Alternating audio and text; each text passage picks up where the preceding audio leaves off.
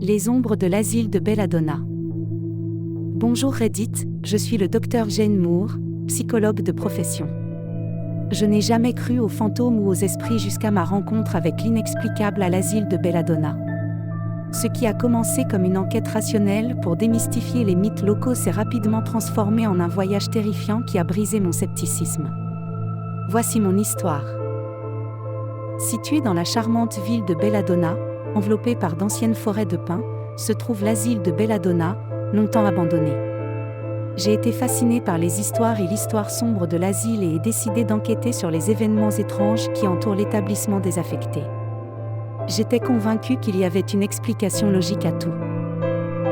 J'ai monté une petite équipe de chercheurs, nous avons installé une base temporaire à l'intérieur des murs de l'asile, équipée de la technologie la plus avancée pour documenter tout événement anormal.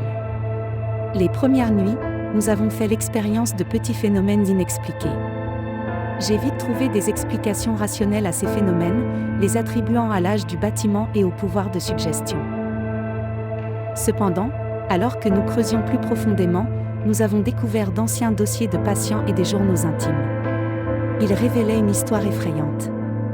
Le dernier surintendant de l'asile, le docteur Alistair Crane, était obsédé par une patiente en particulier, une jeune femme nommée Lily, qui était censée avoir des capacités psychiques.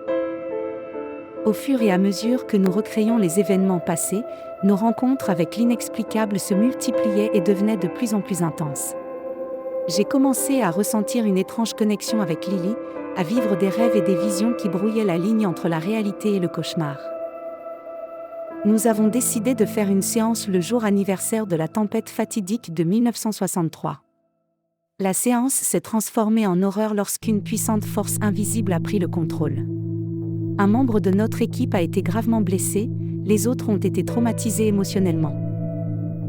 Après cela, j'ai réalisé que la hantise n'était pas simplement une énergie résiduelle du passé mais un cri d'aide. L'esprit de Lily semblait être piégé dans l'asile à cause des expériences cruelles qui avaient été pratiquées sur elle. J'ai décidé de confronter l'esprit persistant. J'ai découvert des vérités choquantes sur l'histoire de l'asile, le sort du Dr Crane et les événements terrifiants de cette nuit orageuse en 1963. J'ai compris que la réalité peut parfois être bien plus terrifiante que n'importe quelle histoire de fantôme. Et je suis maintenant ici, partageant cette histoire avec vous, dans l'espoir qu'elle serve de leçon à ceux qui sont trop sûrs de leur scepticisme, comme je l'étais.